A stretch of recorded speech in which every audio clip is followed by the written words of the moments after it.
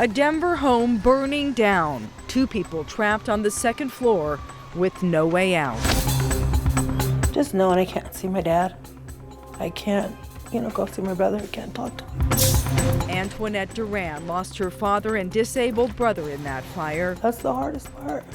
I can't hear his voice again. I can't see him, my brother. That's the hard part. Antoinette now wishes her family would have had a plan to get out alive.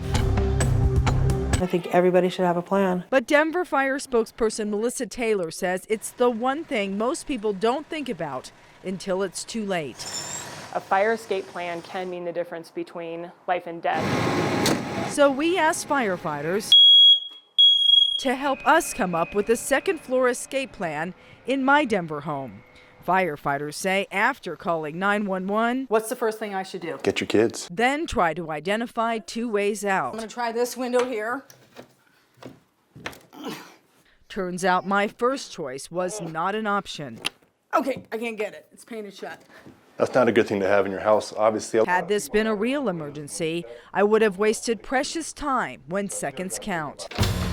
I quickly find another window that opens, but there's another problem. It's an awfully long way down, so we're gonna need a ladder. There are dozens of portable, lightweight emergency escape ladders on the market. We purchased 3 to put to the test. Okay, here we go. See how hard this is. First, we tried the $32 Kidda ladder. And after putting on safety gear, So here's number 1. I went out the window. Okay, I'm making it. The Kidda ladder moved around a bit, but I managed to make it down. Not too bad. I want to hook the back end. Next, the more expensive First Alert for $55. Looks a little more stable.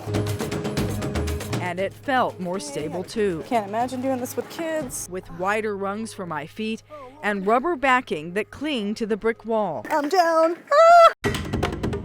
And finally, we tried the Exit, the most expensive at $90. It's called the Exit. The smallest Just like that? Just like Oh, that. that was easy. and easiest Okay. to set up, Kind of feels harder. but by far the hardest to get down. This is way too hard.